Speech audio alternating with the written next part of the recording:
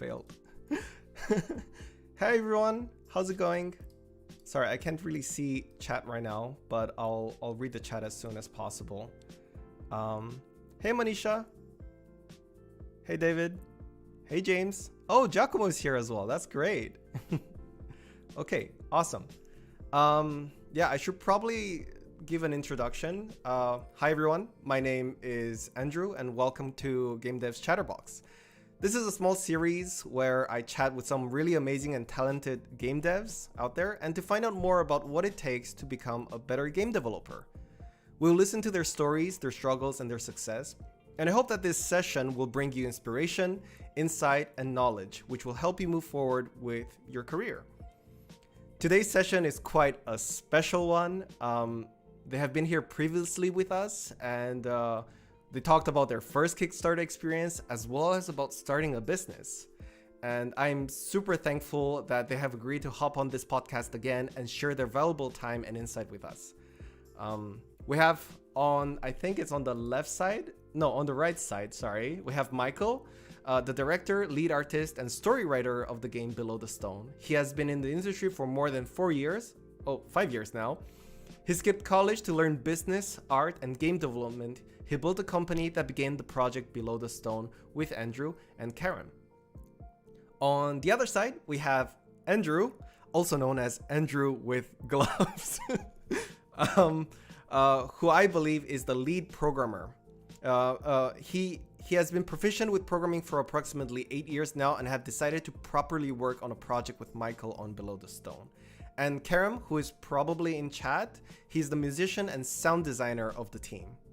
Now, Below the Stone is a punishing pixel art roguelike game about dwarves questing to reach to the deepest depths, and each and every descent will lead to a new adventure where only the most determined players with many risked lives will be rewarded by the hidden world that lies below the stone. The project is currently on Kickstarter, and this time they are off the chart, reaching 100% fully funded with only 4 days, which is super impressive. How's it going, Michael? And I think Andrew just wow. Wait, Yeah, I think. yeah. So it's bound to happen, right? During a stream, it makes sense. Oh no. Wait, I'll turn off. Yeah. One sec. I'll just do this. There you go. Okay. Cool. So, I think his internet went out. So Oh no. that's yeah. So we'll see. He'll happens. probably be back very soon. Yeah. But we can talk in the meantime. So of course, thank you for the introduction. I'm Mike, the lead director, producer, and artist for the project. There's Andrew. So I think we can fix this. We could probably fix the stream here. Once he's unmuted. And go. there he goes. He's got his screen Nice. back. Yeah, I was saying, Andrew, when you left, I was saying it was bound to happen. Like something always has to happen, like right when the stream begins. Just to test the waters. But you know, I wanted to say thank you for the introduction. I forget if you asked anything because sometimes it's a little bit distracting. Yeah, go ahead. I haven't asked anything. I was just saying Okay. that if you guys were ready to start. Yeah, we're ready to start. Or at least Now I am. Yeah, now Andrew is. Well, actually, I have a question for for Mike, since we have never properly met face to face, and this is the first time. And I wanted to ask a little bit about your personal life and how you got started in game dev. It's kind of funny. I back in high school, right? I ended up I was very interested in making video games. I was doing art. I was doing like little side projects here and there. I took a class in like Game Maker, right? And I knew college wasn't the right route for me when the guidance counselor said, you should go to video game school. And I was like, and when I heard that, I didn't know what to say. I was kind of like, well, I don't know if that's the right route for me. That doesn't seem right. That doesn't seem like it doesn't fit the puzzle piece. So instead of going to college, I ended up after high school, I ended up taking a break, and I ended up just working on my craft instead of working on like going instead of going into debt with college and everything. I ended up going to just training my art craft and looking into how to form a business.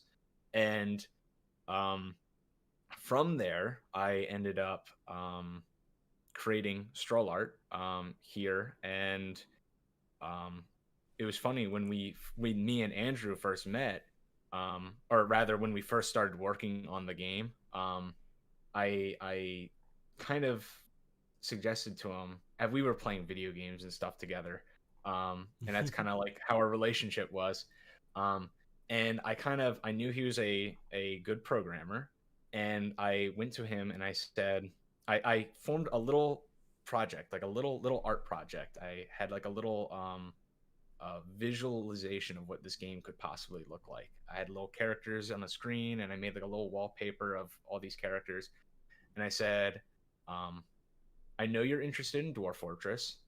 I know you're interested in games like this. Would this be a game that you would want to work on? And he said yes.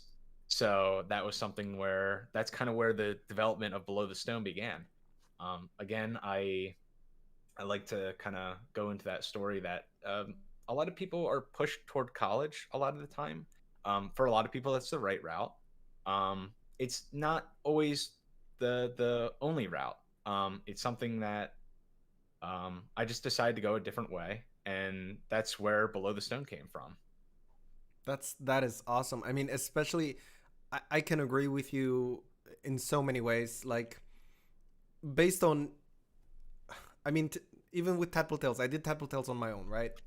And then I started actually a university and for to make games, Mm, and no matter where you go, no matter where you go, at the end, the first thing that you hear from anybody is start making games. It does not yes. matter Yeah. where you start, what you do, where you go, start making games. That's what you have to Yes. do. If you want to do this, you have to just do Yeah. it. Yeah, Whether experience it's doesn't someone, come from college, yeah, Yeah. basically. yeah. There's It's also a lot of people coming out of college that are a lot of book smarts that kind of come out and they've never touched making a game before, which is kind of right, crazy, right? You go into college for game development and you've never tried to make a game before. And then they come out and they're like, they don't even know where to start. And right, right. I think you just got to dive right in, whether it's game jams, whether it's just being a hobbyist game developer, working on your little craft, your little side projects here and there during college, or when you're. I suggest to a lot of artist people I know that I'll tell them, um, maybe you should just get a part-time job and work on your craft in the meantime. You don't necessarily have to go to university and college. Of course, that's a more guaranteed job, right? If you have a degree, but it's not the I only mean, option. okay, Yeah. I'll be honest, but I still think even then it's not that, especially in this field. And again, this is my personal opinion. Nobody cares about your grade, man. Here, nobody Yeah. cares. People care about your actual project. What have you worked on? The things you have made. Yeah. In very rare occasions, if you work for a very big company, then yeah, probably. I don't know, Yeah, but I think you're right on that. Yeah. but if you, let's say for example, you want to start something on your own, you want to build a team, or you want to build, a group of people that you can work together. It's You need more assurance that comes from projects that you have worked on and people that you have worked on more than the grades that you have got. Yeah, that's Portfolio. definitely true. Yeah, Yeah, a portfolio is definitely, like Andrew said, a portfolio is very important. I portfolio. think, Yeah, yeah, I think it's just the fact that, again, it's kind of like the book smarts versus like the the street street smarts. smart. Yeah, the street smarts. Um, like it's hard to call it that when you're sitting in front of a computer, but that's kind of what it is. It's street smarts. How many Um, street smarts are in the chat? Come on. yeah, and it's just it's a and it's understandable why people might not see that necessarily, because a lot of people are pushed that direction with game development. But I Right. think, and as you said, um college leads you more toward a professional route where you're working for a big company versus if you want to do indie games. Of course, I think there are classes within college that can help for that, but I don't think you should be necessarily going for the degree.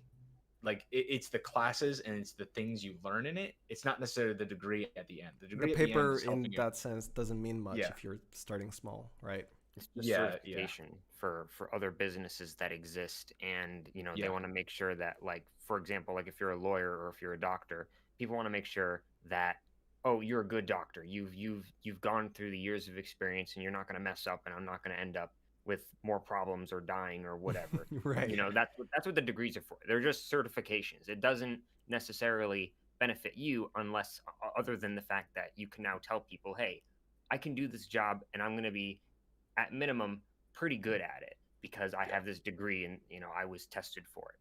But if you're Right. someone who you want to be able to create things or do your own thing, own your own business or whatever, or bring in other people, it's largely what you're looking for is experience and looking to make sure that the other people around you actually care about you know what they're doing and have a Right. little bit more of that to them. Passion. Yeah. Oh yeah. It's pretty interesting. I actually have here saved one of the questions we had on our last conversation, Andrew. I said, I remember this was one of the last questions I asked you in our previous, like a year ago, Chatterbox, where I said, if you had a Yeah. chance to do a Kickstarter again, what would you guys do differently? And now you guys are actually on the other side. For those who don't know about Below the Stone, they're currently still on Kickstarter. They have about 3 days left, and guess what? On the not even what 4 or 5 days passed, you guys reached 100% fully funded, just Yeah. like that. And hopefully through here we'll be able to find out how you did it, what your experience, what you have learned, what did you hate, and all that. um, I guess I can start with a question is just a very simple generic question. How stressful is Kickstarter? Okay. So You both can take it's a lot. turns. Yeah. Yeah. It's you're kind of taking like a uh let's say a Teddy Roosevelt approach to this. And what I mean by that is it's a lot of really intense work in like small pockets. Um Right. I'll end up it's kind of when I say this to people, it's kind of weird that it's a surprise, but I literally go and email every individual person who's backed our Kickstarter and thank them. And I again, it's weird that that's a surprise to some people. It's a feature that's built into Kickstarter, but when I message people about they tell me it's the first time anybody's ever thanked them for backing their Kickstarter. Um, so not only am I emailing our 500 or so backers, but also I was going on our Twitter, and of course, um, this is like a little moral gray zone kind of thing. Um, but I went to all of our followers and kind of messaged them like, "Hey, we have a Kickstarter up." And if somebody's following your Twitter, it makes sense that they'd be interested in your project, right? Right. So, Right. um, I kind of felt like, okay, it's a Kickstarter. You kind of have excuses to do this kind of thing. Um, but it's been a lot of uh, let's just say you're not doing a lot of at least on my side. It's not as much as me working on the game or the art or anything. It's now I've switched my job to now I'm like answering emails and focusing on like community building stuff. And I like that stuff as like a producer kind of role. um, I do like to have a break once in a while and actually work on the game. And a Kickstarter is one of those things where you kind of don't get a break for like 30 days. But Mm. of course, I'm thankful to everybody who's supported our Kickstarter and shared it. And um, like as you said before, we had a Kickstarter in the past where we didn't quite make our funding goal, but we ended up making hundreds of new fans from it, and we ended up getting contacted by Apogee as a publisher and That's dozens of awesome. other publishers. So just by putting your face out there to any developers who are listening in the audience here, just by putting your face out there on Kickstarter, even if you don't win, even if you don't fund, right? You're exposing yourself to a new audience of people who are willing to put money down on what you're doing. So even if it doesn't fund, you had people who may have donated like $20, $30, $50 to what you were doing because they like what you're doing. And it kind of teaches you something about your game when you do that. When you just kind of throw your game out there into the void and see what happens when it comes out the other end, on Kickstarter, you end up learning a lot. And that's what we did with our first Kickstarter. We ended up learning a lot of people like this game. We're on the right track with a lot of these features. Not only that, but publishers were contacting us by the end. So there's publishers and funding interest in this game. And these fans, by the way, they stuck with us for all of these years up until this new Wow. Kickstarter. So that's the kind of people that you're going to get by doing a Kickstarter. Even if you don't fund, even if you don't succeed on Kickstarter, I think success is kind of how you define it. In my mind, that Kickstarter was a success, even though it didn't fund. Because again, we had publishers contacting us. We have fans that we still talk to today. Fans that actually backed our new Kickstarter here. And yeah, I'll say this, and it sounds weird. I wouldn't have done it any other way both times. Damn, I see. I mean, Yeah. in a way, right? You only say you give up when you stop, basically. When you don't, Yes. when you don't do it, when you don't decide to not do it. But Yep. the fact that you went through this, I think one of the most important things to learn through someone's success is through someone's failures, and I think that's exactly what you did with your first initial launch and then Yeah. getting insight from that, and that's the, would you say like that's the one of the biggest reason why your second Kickstarter was successful is because of your first Kickstarter launch? Yes. I see. That's the only That answer. is awesome.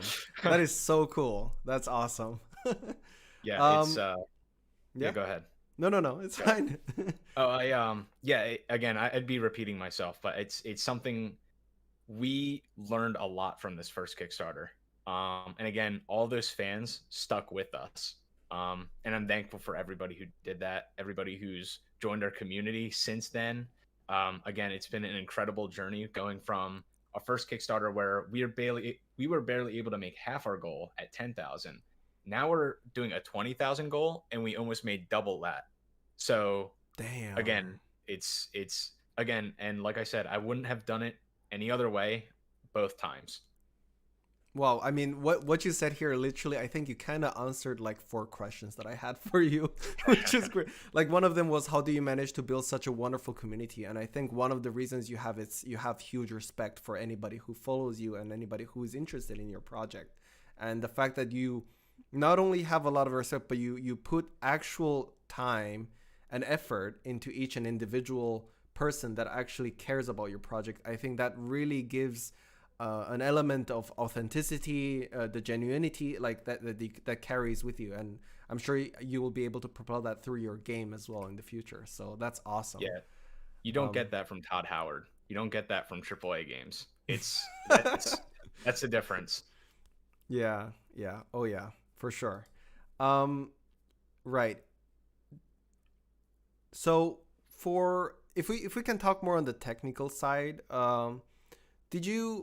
what was your exact route to prepare? Like, what did you do, let's say, different before you started launching this the second Kickstarter? That Yeah. was spectacularly different to the first one, let's say. Oh yeah. There was one major difference, and Andrew he'll probably nod his head to this one. Doing the pre-signups on our Kickstarter. What is the Before that pre-sign-up? was So when you launch a Kickstarter, Right. you get a pre-launch page. This is a page where it's literally just a thumbnail and a button that says sign up to be notified. And literally just going around and spreading that. What happens is when your Kickstarter launches, it emails everybody who hit that button. By the time Okay. we launched, and I would suggest either putting a month minimum or 2 months into building that up. And what ended up happening was by the time we launched, we had around 600 followers, like unique emails that wanted to follow this. And obviously they're still with us. Like there's people we can still send out updates on our Kickstarter, and all of them will be updated, including all of our backers. So the one major difference I would say was that particular fact, the fact that we did a pre-launch page that built up into our Kickstarter launch. Oh wow, And of course, see. we went to PAX West as well. So, Giacomo, take notes. Yeah, when we went to PAX West, we also, I have this banner here that was brought there, and it's something that we were promoting the Kickstarter at a convention, and you're talking to journalists, you're bringing it up every time in a conversation. Every time somebody plays a game, you're like, hey guys, we're on Kickstarter right now. If you want to, throw something in. We were also giving out these like below the stone pins at the convention floor. Oh, that's cool. Yeah. So doing something special like this and putting it on Kickstarter and just putting a little, hey, if you back us at the event, we'll give you a little something to remember the event and commemorate that you backed the Kickstarter. These were like a limited edition golden below the stone pins that we were giving out at PAX. We made like 100 of them real quick, and then oh, that's so that's cool. kind of what we were giving out at the event. Managed to go through like I think like 70% of them by the end. So pretty. A lot of people ended up supporting us, and you're giving them out to journalists too. So when they get home, they're like, "Oh yeah, I remember that guy. Let me write something about him." Oh so, take notes, guys. That's great. Like, I think one thing I can also say is like, I bet like the indie game dev scene in the States is probably so good. Like for us, I'm based in Romania, so for us it's kind of like we're so small that I think we know all of the indie devs that exist in Romania right now. That's kind of cool in a way too. It's really cool because it's a very safe space. Yeah. If one person is in danger, everybody else kind of just is able to like help. It's probably like a little family almost. Yeah. Of all the Romanian game developers. Yeah, it is. Especially where I'm based in Bucharest. It's we also like people. The bigger, more successful indie companies, they hold like these events where if you're just an indie developer on your own, or you're just a kid who wants to make games, you can just hop on, join, and network. That's really cool. That's awesome. Which is nice. But I'm so jealous of like the size that the indie game dev scene that exists in the US. Probably Giacomo is based in the UK, so I think he's in the UK. It's also pretty big, probably. Yeah, I think conventions are big. To anybody curious, your typical 10x10 booth is like around $2,000. $2,000. That is an investment. Yeah, it is an investment, but again, you're going to be talking with journalists there, and new fans are going to be joining you. Of course, you got to come prepared too. You have to bring your your business cards for people who are interested, QR code and everything. Right. So whenever somebody stops at your booth, you're like, oh, here you go. Thanks for stopping by. And then when they get home, they can scan their QR code and go on your website and everything. So come prepared. And obviously, again, we did it for our Kickstarter, and it had huge results. That's great. That is awesome. Wow. I mean, already you guys are like, what? We're only like how many minutes in, and you're already giving like we're 30 minutes in, and you're giving already so much insight. Thank you so much. So, okay, what would you say? So, this Below the Stone is your, in a way, I don't know how you look at it, if it's your baby or it is your very first project, right? It's your first proper, real, huge project that you guys are. Yeah, it's the first big one. So right. I think we can both agree on that. When things get difficult, what would you say is your driving force? And that's the question for you both. Andrew, do you want to get this one?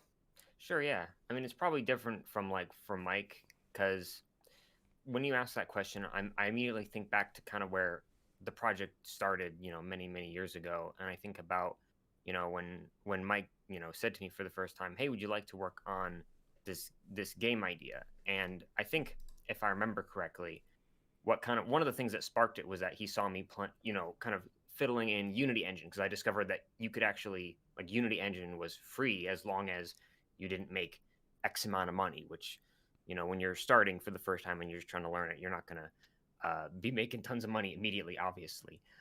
So I would be like messing with it, and he thought, "Hey, like, this Unity Engine thing looks pretty, powerful. So let's," he asked me, "Hey, would you like to make, this game idea in both in Unity Engine?" And I was like, "Yeah," because I kind of always wanted to, you know, before working with Mike on Below the Stone, I always wanted to, like, be in a project and do a game dev project, and I didn't really know many people, and I didn't know where to go to find, people to kind of be a part of a project with.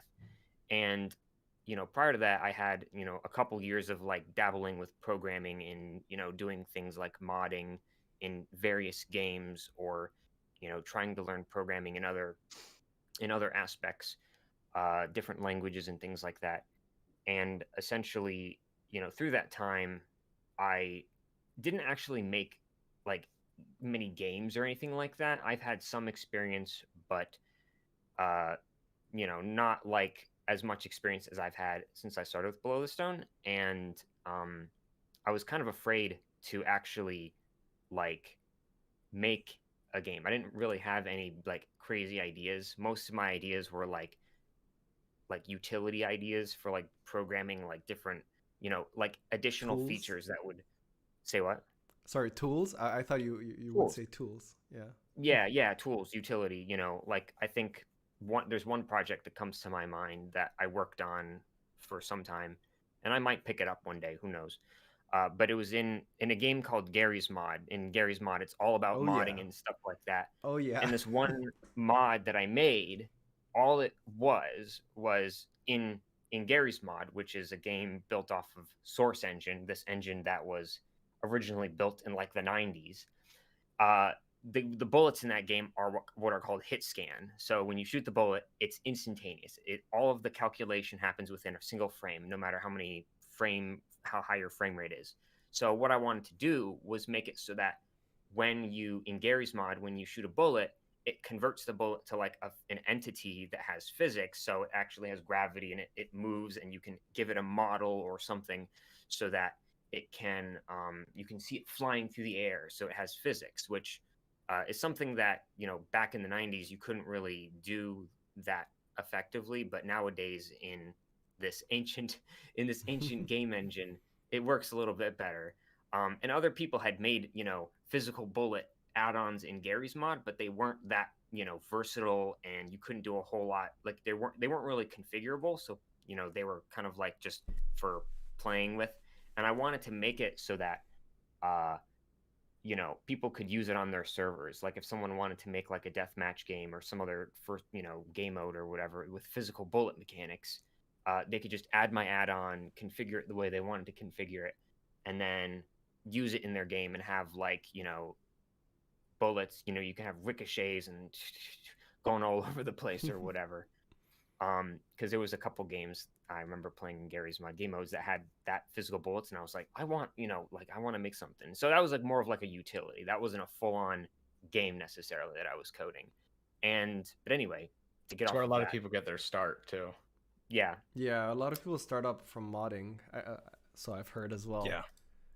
yeah, And but that's kind of where Andrew's background was before, So Below the Stone basically, one became of a your thing. driving force at the beginning was you really, really enjoyed tinkering with things, just messing things around to see what works, what doesn't, and then basically create different solutions or improve solutions for yeah. for a framework, let's say, right? That's What was really your original cool. question? The driving. What was your driving force? But you've for what you do, like, you're being a programmer in this game, and what was your driving force for this project when things were going hard for you? What was your driving force to keep going? Yeah, I mean that kind of answered it, but I also got a little It's awkward okay. It's okay. because I was like, what the driving force? My answer, the way I wanted to answer the question was just that, I always wanted to be, like a part of a a project making a game. Like I knew I always wanted to do that. I kind of wanted to replicate, certain Right. features from other Right. games that I've Right. played before. You've And always dreamed of being a part of something, and now this project Below the Stone, you and Michael, you guys together have formed this.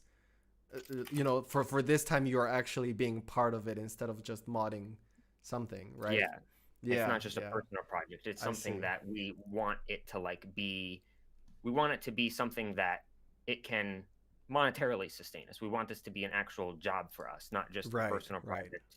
And I think that also really keeps us, going forward. Right. And, over the past 3 or 4 years that we've been working on this project, just the fact that, Three or you four know, years. Gosh, I yeah, didn't. it's I been, forgot about it as well. That is yeah. impressive. What about you, Mike? What is your driving force? Well, right now it's my it's literally the fans. That's the only thing that keeps me on the brink of sanity. Mm. Um I think uh you know, one of my things is I have a um I have two parents that are very artistic. Um and because of that, I think something kind of went into me a little bit. So I need some sort of creative outlet. And obviously, Below the Stone is that massive creative outlet that I kind of have in my life. And I put I put literally my life's energy getting up every day to work on Below the Stone, as a lot of people do when they work on video games. A lot of people's lives go into these projects, and we only get to see like a little sliver of what the story was by the end. We get like a little product at the end, or baby as I call it, Mm. um, at the end, and we don't really know the whole story that went into it. Like when you start playing um, I don't know, Minecraft for the first time, right? You never really know the developers behind it, or what went into it, all the different stories that happened in that little office space in Sweden when they were developing this. Um, the same thing can be said for every game. Um, Right. we all have little stories that have come across as we're working on these things. Um, but I guess really the driving force is literally every day when I wake up and I talk to our people on our Discord, um, and there's just people there who are waiting for this game to be a thing, and that lets me wake up knowing that there's something to always work on, there's something to always do, because there's these 500 people on our Discord who are waiting for that to be a thing, that want this to be a thing, that want to see Below the Stone become a game that they could play at home. Um, yeah, I think that answers the question. They see the novelty. I don't want to sound corny, but that is truly magical. It's really great. Mm. And I think it's a great reason to, when things go really hard, it really is the people who believe in you, that support your project, that is able to lift you up and, put you back up so you can keep on moving forward. And I think It's that's only it's it's only it corny because it's true and it's said so many right, times because it's true. right, There's right. some sort of psychic energy that goes out there whenever you develop something and you have all these fans that are waiting for you to make this thing and they want to see this become a reality. Which I think Um, it's also like yeah. it's so wonderful that, like, I feel like this happens mostly to indie games. I don't know about a big. I mean, I'm sure probably bigger games as well, it but it's so visible or to for indies, there's like a hero's journey kind of thing going right? on It almost. also has this Um, underdog uh, yeah, vibe exactly. going Yeah, on as well. yeah. Definitely the underdog vibe. I get that. I've If I Yeah. may add something here with what Yes. you were saying, Andrew, because you brought up, and this is it's true. It's more common in indie games, but I know considering that what's kind of happening right now in gaming history, one thing that I think a lot of people, both indie fans and AAA fans, that are really hyped for, many people are hyped for, is 2042. If anyone knows what I mean, Battlefield 2042. We're all waiting for it. They delayed it, which was awesome. I'm glad they delayed it because that just shows that they care. They're actually delaying their game to make sure it's actually good. And I'm like, please let 2042 be good. That's the one AAA studio that seems like they care about their community a little bit. For me, with exactly what you're saying, I have the same feeling for. I'm currently playing Final. My community knows, and I I yap about it a lot. Final Fantasy 14. I play 14 a lot. Like maybe It's the too WoW much. killer. It's still too popular, and it's going, and it's. And because obviously I'm interested in making games, so I've watched all of their documentaries on how they came about, and their story is truly astonishing because their first project failed, and then they basically had a reborn, and in 1.5 years they scrapped the old engine and they started from the beginning. They wrote a new story for all of it, and it's still 14. And they also nuked the story. Do you understand? Like the story, the people in the story experienced an apocalypse because the game was bad. And the story got adapted to that, which is mind-blowing. And they managed to pull that off in cool. 1.5 years with a new engine. They made a new engine as well, That's just crazy. for that. It's kind of funny. You see a lot of that too. Not just with Final Fantasy 14, but even Fortnite had a little bit of that story. If you ever looked into the background of that, I heard from somebody, my God, yes. They had a complete turnaround with their game where they just came up with a new game mode, and suddenly it's like their main thing. Everybody, it's now everyone and their grandma's playing Fortnite. So,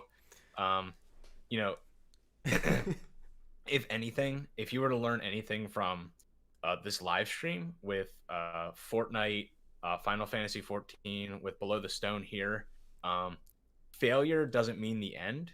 It's just that you have to keep going, and you can rebuild yourself into something else, into something stronger. That reminds me of something. Sorry? All right, I was gonna say a failure is only a milestone towards your success. There you go. Yeah, that is a great saying. Yeah. It reminds you of what my dad told me as well. It's like 20% is the things that happen to you, and 80% is how you react to them. So it's all about how you react to the situation that are given to you. It's not it is about, things that happen to you as well, but it's mostly about how you react to them. And I think that's also, go ahead. Yeah, I'm just saying, if you're able to turn from a failed Kickstarter to a extremely successful Kickstarter, the second one, this is, guys, we literally have legit proof right here in front of us. Yeah, I think again, and also there's the saying, there's no such thing as luck. Luck is only when preparation meets opportunity. Right. So, prepare. A lot of people think that, oh, they just got lucky, or oh, they just, it's not necessarily that. Of course, there's some situations where you meet somebody that suddenly won the lottery, and that's, suddenly a bag of $1 million lands in front of them. There's sometimes that, but they're far and few between. A lot of those people that we look as lucky are the ones that they were preparing for years.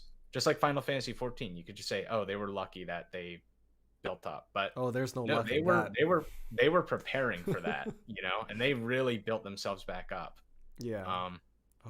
And again, with our Kickstarter, it started as we were barely able to make that 5,000 out of our 10,000 goal. Now we doubled our goal to 20,000, and we're at 35 as of this stream. That is awesome. And I'm like, again, the underdog vibe, like, I'm so happy for you guys. Like, it's great. It's really great to see you guys rise up, and you all deserve all the credit for it. It's honestly so great. I think I kind of reached almost to the end of the conversation of our stream here.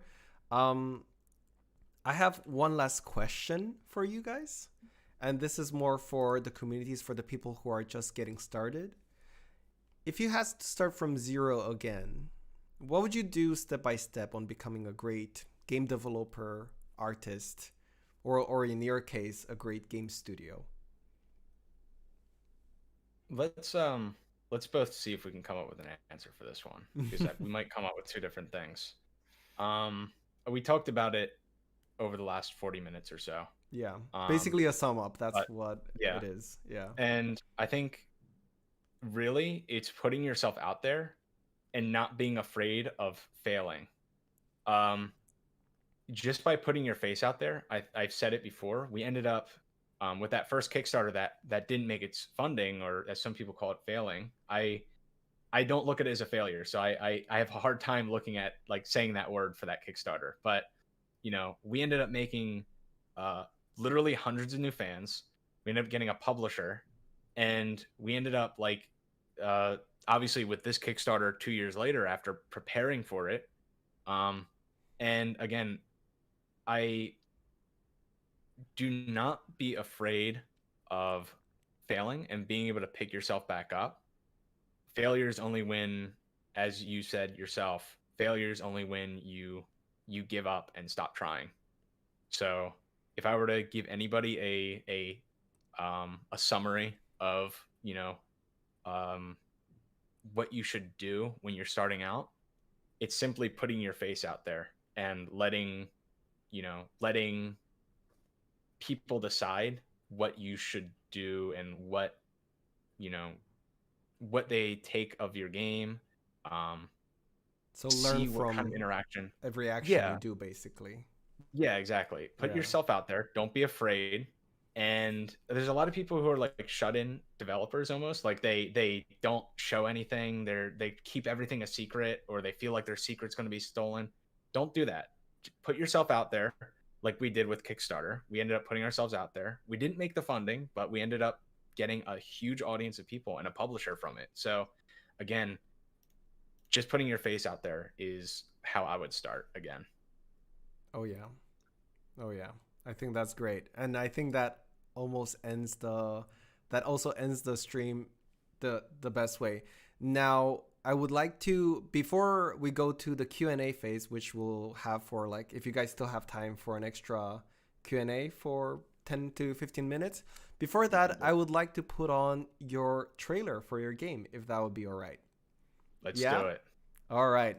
So just again, guys, for those who haven't heard or who are new here, they're on Kickstarter. They have 62 hours left, if I recall that correctly. And they're already fully funded. So, just hop onto the hype train. I don't know what else to tell you. Not Andrew? only that, but there's some limited edition rewards and stuff still left over. Big box is also, there's only a few big boxes left. So there's still some limited edition stuff going out there. Right. And let's watch the trailer and see for you to decide to see. Andrew, could you pass me your trailer link, please? Yes. Yeah, I yes. think that Discord will be, the stream will look a little bit messy. I'm so sorry, guys. I'll just do there like that. So that way I can check. Oh no, all of my friends are doxxed. I'm joking. Okay, here you go. I'm going to send it in the Discord. Nice. All right.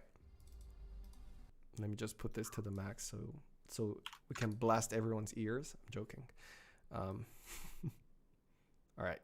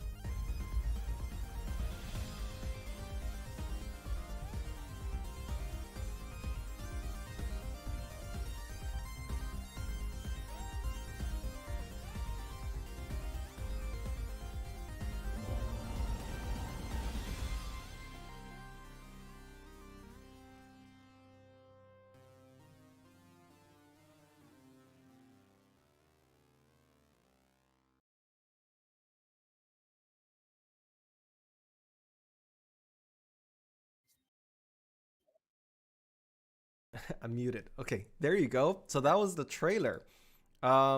Yeah. Oh, thank you so much, Fox, for putting the link for the Kickstarter. I appreciate it. Oh, thank you, Fox. Yeah, my mods are great. I love them. So now, guys, for any Q&A, we have about 10 minutes to share them. So feel free to spam it in the chat, and both Andrew and Mike can have a look. And yeah. So I know, for example, Andrew is extremely interested in the new upcoming Battlefield. I watched the trailer. It was great. I'll be honest. I look forward to it too. The fact that they're paying homage to like a lot of the community creations, like the one big thing, where, like Yes. the rendezvous. I saw that and I'm like, thank you for listening to the community. Thank you. Yeah. Thank you. You've redeemed the AAA scene a little bit. Yeah. But for you, Mike, I want to know, what is your current favorite game, or what? If you have an all-time favorite game, what would you pick? Let's see. While other questions are coming in. Yeah. I think so. There's kind of two questions in that. There's playing right now, which that's complicated. I'm playing a lot of games right now, but Project Zomboid is a lot of fun. Another indie studio. It seems to be getting like, what's really interesting about their story right now is they are doing they've been around for like almost a decade now, and they're still updating the game, and That's like new crazy. people are discovering it still. So even though they're still developing the same game, they're still finding new people and new pockets of people by simply doing like little changes to their game, because new streamers are actually finding them right now. And there's like streamers who are like now becoming like dedicated Project Zomboid streamers. And it's kind of wild that like a game could go through like a second or third surge of audience, because you usually expect it to be like, Usually the game expect the goes on life cycle trail. to just like go and end. Yeah, but exactly. This And one it is ends. bringing itself This one back. is like, it keeps going back and back and back and back. And it's ironic that's a zombie game, because it, zombies come back to life. But That's good. So that's pretty good.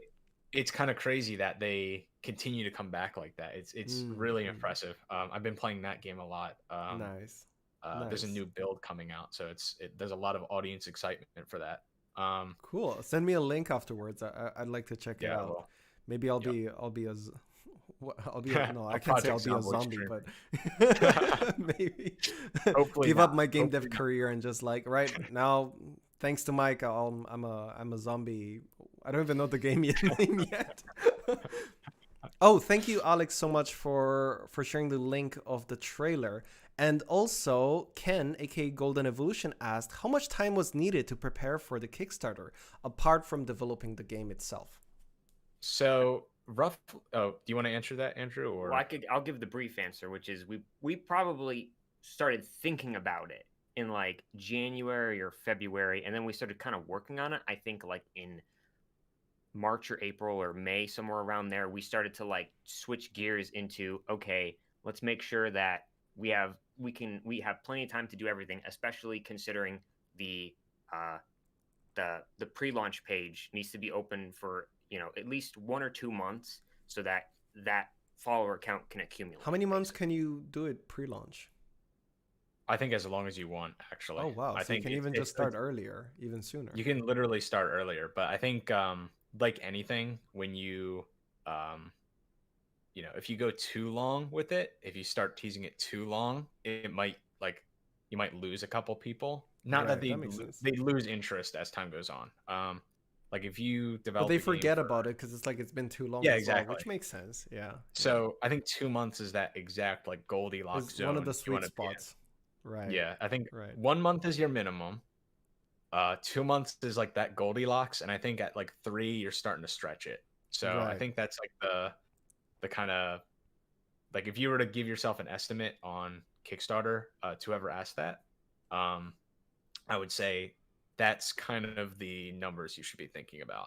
And like Andrew said, we were planning since like January, February. So we knew we wanted to launch it. I mean, we always knew we wanted to do another Kickstarter from the first one, but I remember from the convo before as well. Yeah.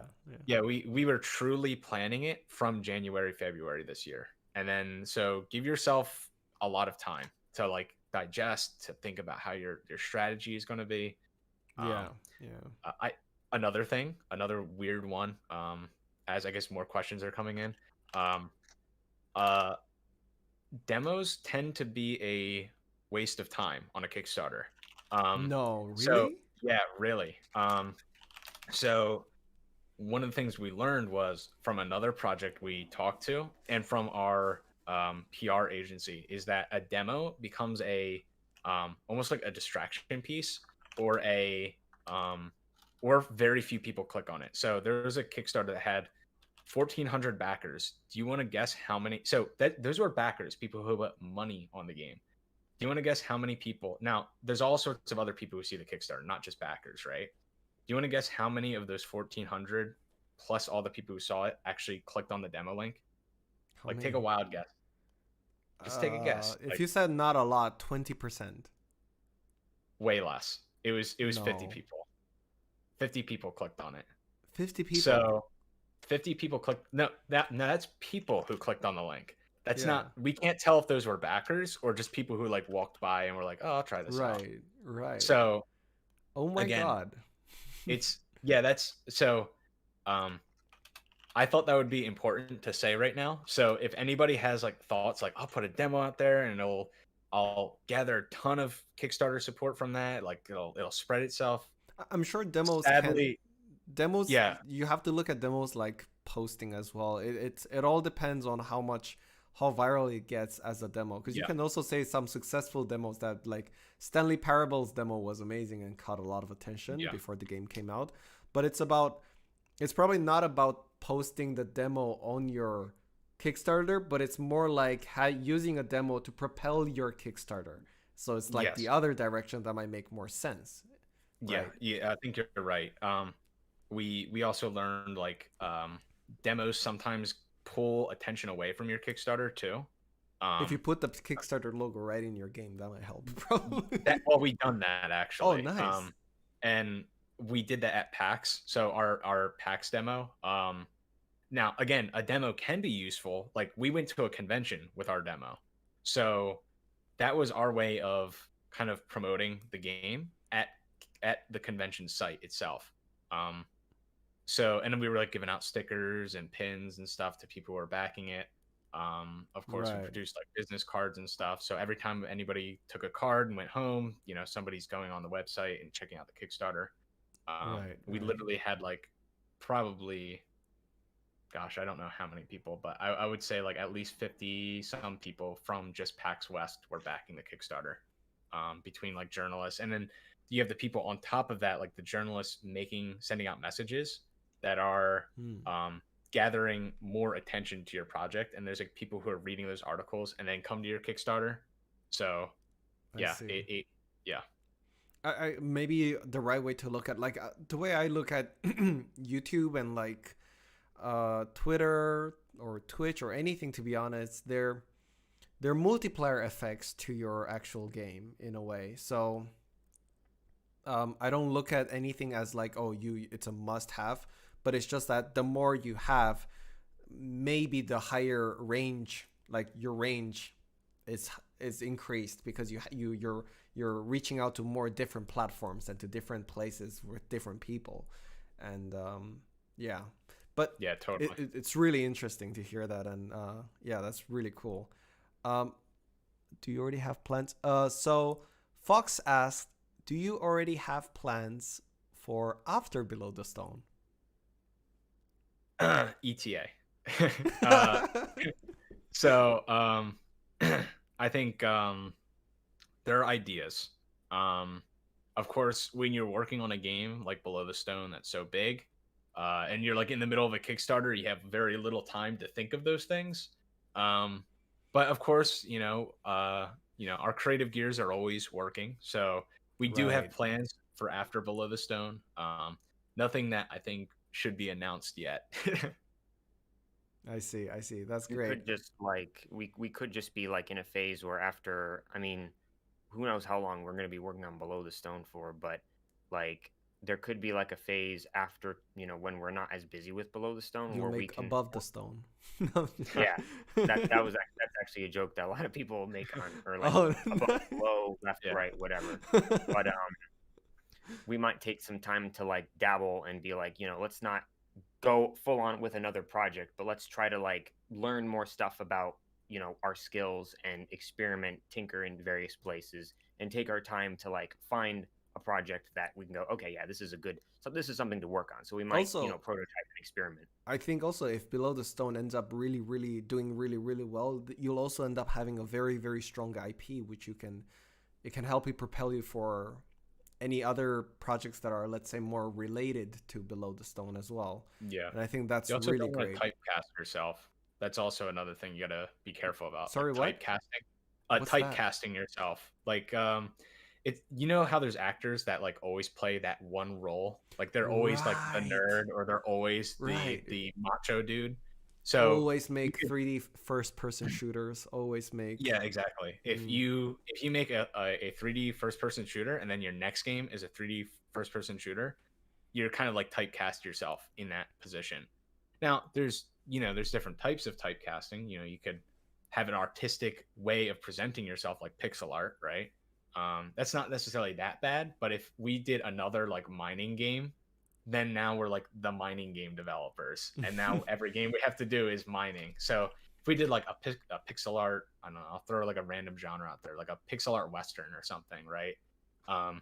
If we were to suddenly turn-based go to RPG. Western, yeah, exactly. You could still keep it pixel art, but change the genre, So I think Right.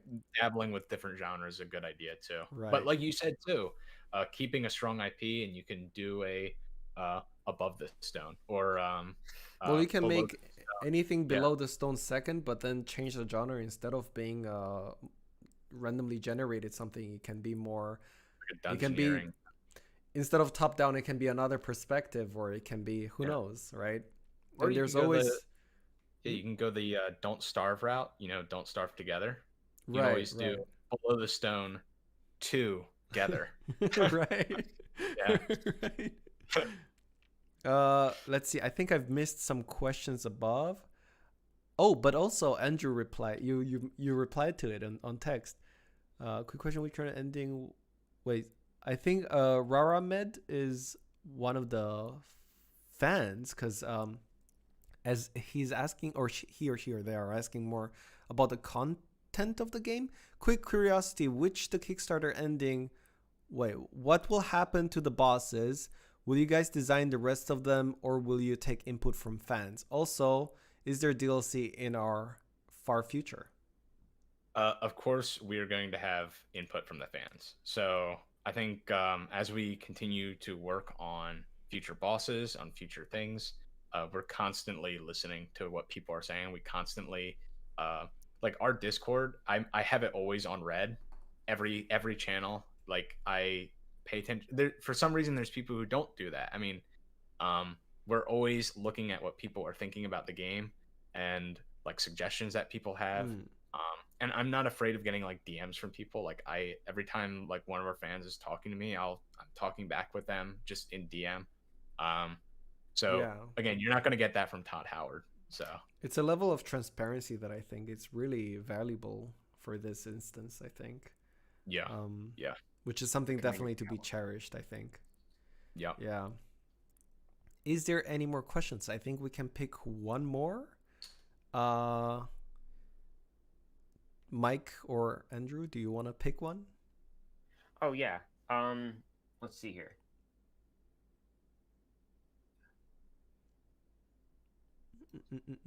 Ooh, people have gotten into like a heated discussion in chat. Nice. I love a good heated discussion in chat. Leonardo DiCaprio is always Leonardo DiCaprio. Dwayne Johnson is always, okay, guys, what's going on? Yeah. I started some sort of war. Like, first person it below really the is stone. true. It really is true. Like when you typecast yourself, it's kind of, you're stuck doing that. Yeah. As an actor, as a studio, you got to be aware of that. For us, basically, with me and Giacomo, we really plan on. So we have a niche that we are aiming for, which is extremely charming games that look like a childish game, but it's extremely hard. That's our. Yeah. But that's I don't know kind if of you a cool noticed from Tadpole Tales, but yeah. Yeah, yeah.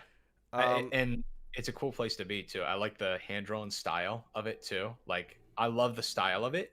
And even if you like typecast yourself in that style, that's a cool style to be typecasted into. So it's like, you know, you don't lose anything by in a doing way with the artistic direction. To be honest, me and Giacomo, I mean, we had a talk about this before, and for one, we both know that, you know, one of the reasons why me and Giacomo we wanted to do this is so Giacomo can do whatever the heck he wants artistically in terms of the direction. So, and I would, that's one of my main, like, one of the main, let's say, direction or approach that I'm taking is, you know, the reason why we're doing this, so we have control in whatever we want to do. So in that sense, Giacomo, as long as Giacomo is happy with the way he draws his stuff and with the direction he's going, then we're all happy. We're fine with it. Yeah. And because it keeps him very, it enables him to also be extremely authentic in that sense. Yeah. Ha ha ha, it's all your fault, Mike. What? Classic Mike starting wars, SMH. I'm at work, so can't listen long, but game looks awesome, guys. Oh, Benjamin, that's one of our programmers. Awesome. Well, one of our, it's our other programmer, because I'm the other game designer / I code very little compared to him. I do see a question here we didn't get to. Oh, yeah? Someone asked. They said, did the publisher end up stepping out to you guys? So they might not have heard that because I think we talked about it. But they said, did the publisher end up stepping out to you guys through the Kickstarter or the other way around? And they did. They saw us, from what they told us. They saw our game on our first Kickstarter from 2019 when we were running it, and they said to us that, you know, they were looking. This was Apogee. So Apogee is a company that had been around during, like, basically what you might call the actual first generation of indie, like, if in you the know 90s. Duke Nukem, you know Apogee. Yeah. Right. Yeah. And so basically they decided to, like, you know, somewhere I think around 2018 maybe, they said, you know what, we want to they noticed that the indie scene was getting bigger again, like it was kind of resurging, and they were like, you know what, we've been in this whole time. We need to get a piece of this. This is like, you know, the indie's coming back, and we need to make a big comeback from this. Yeah. And so they went on Kickstarter looking for, like, really good you know, games to publish, and they saw ours, and it reminded them of games that they made back in the 90s. Oh, wow. And Okay. they said, hey, would you like to get published? And we were like, let's talk about it. That's the first thing you have to say. Let's talk about it. So, and on top of that, I would also like to say that, you know, that kind of gives you, to anybody in the audience, that kind of gives you a sense of how publishers are thinking and how they're scouting. Again, from our Kickstarter, we didn't make the funding, but we ended up getting contacted by dozens of publishers. Apogee wasn't the only one. It was literally dozens of publishers. I started blocking publishers because we were getting contacted by so many. Oh, wow. Yeah. Funny story. I did block Apogee 2 times before I ended up saying, all right, I'll throw in the towel. Let's talk. And so you don't know if they're, like, fake or whatever, you know? Yeah, exactly. You don't know if they're there's fake. also You don't that. know what's going on. So the fact that they contacted me multiple times proved to me that they're probably not fake, and they probably really like what we're doing. So it's like the perfect fit. So yeah. Again, gives you an insight on how publishers are thinking. Yeah. That's really cool. My favorite game. Oh yeah, Fox asked just one quick. Okay, this is the last one. Oh my God, there's too many questions now. Just one quick answer for Andrew. He didn't mention his favorite game. Mention your favorite game. Favorite game? That's hard because it changes a lot. I guess it's just my favorite game right now. I would have to say, like, my gaming habits have changed since I've worked on Below the Stone. Recently, I've been playing a game, lesser known game, known to some, called Arma 3. That's what I've been playing. But I like to play a lot of military shooters, but I also like Minecraft as well. I like games like that. I like games where there's, building aspects to it where you get to be creative and think in a engineering kind of way.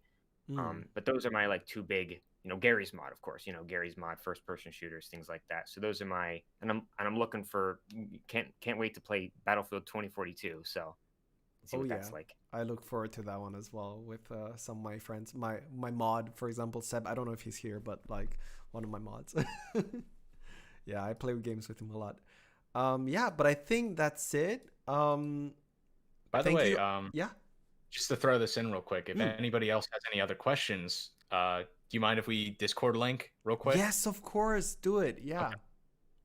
So yes, I'm just gonna post the Discord in the chat. Post the Discord in the chat. Yeah. That way, if anybody has any questions, game or devs, anything, players, anybody who's watching, if you're interested to get in touch with Mike and Andrew, join their Discord. And as you can see, they're lovely folks, and they're more than happy to have a chat with you all.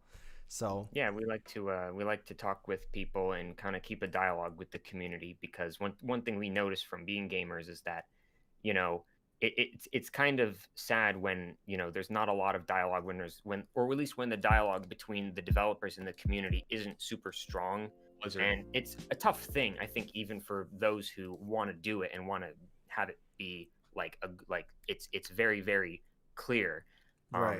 And so we try to echo that and be like, that dialogue between the developers and the community is very, very important and very, very strong in showing that, not just the game is good, but the fact that the developers are listening to the community and actually,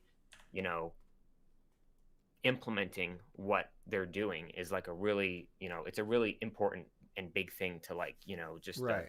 the whole everything around the game itself. Andrew, could you give me the link on Discord? Because I don't think you're allowed to post links on mine, since I have a filter on where we don't let Discord link. Yeah. So I can post it on there. Boom. Nice. Oh, you Rapid got it. fire. Okay. Yeah, I ended up getting it. Okay. I can also send a Kickstarter link if you'd like to share that real quick. We have a Kickstarter link, but yeah, let's send one again, just in case. Let's see.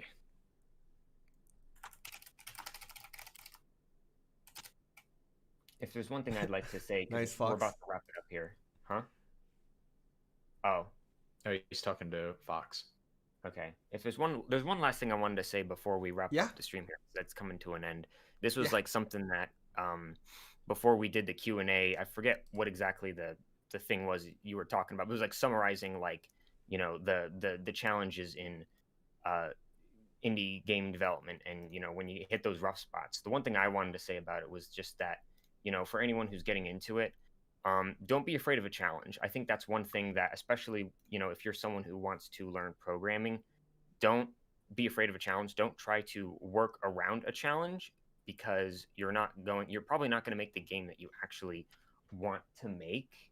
And so like for some people, I've noticed with, for people who want to get to programming, they might think, and this works for some projects. Some people might decide, oh, I only want to do visual programming, where it's like node graphs or stuff like that. And I think there is definitely a use for, visual programming that makes iteration a lot faster in some cases.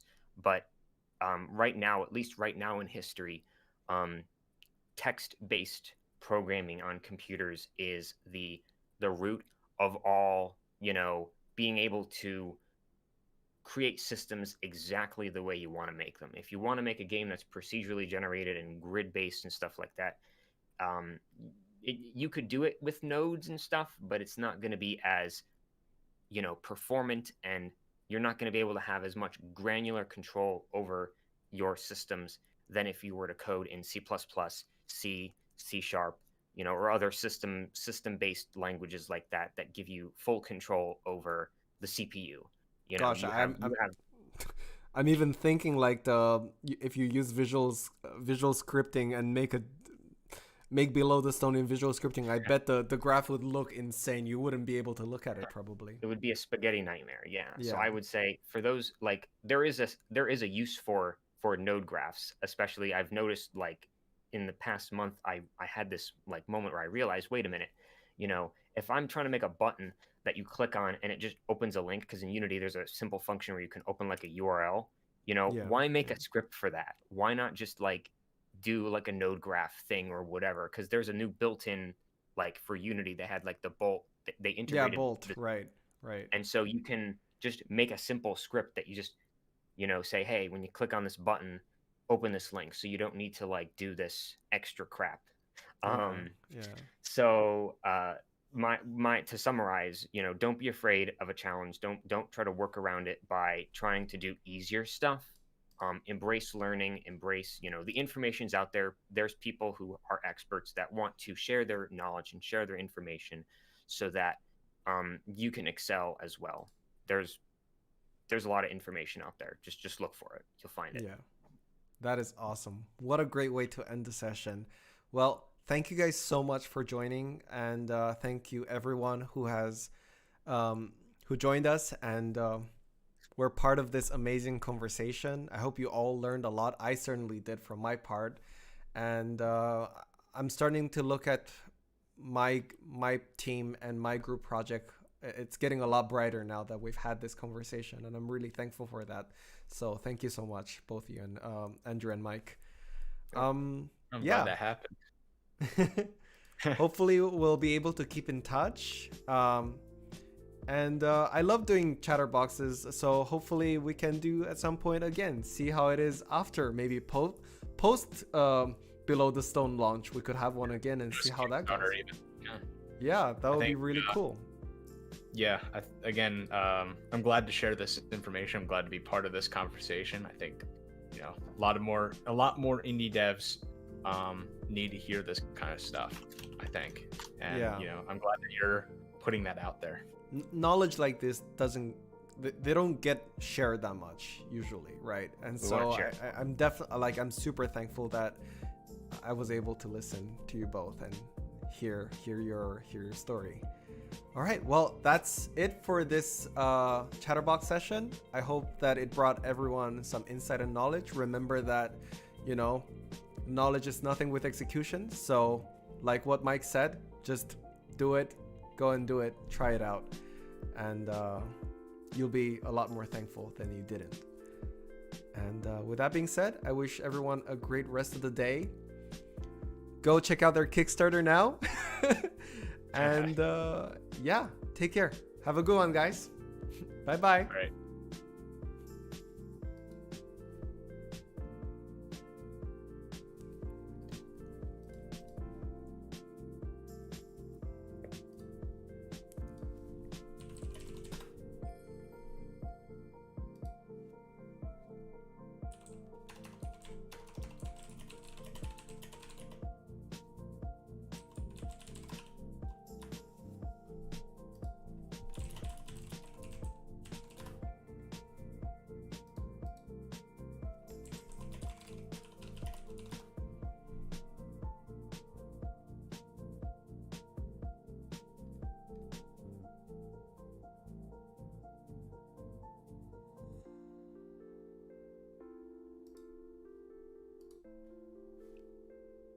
And scene. There, that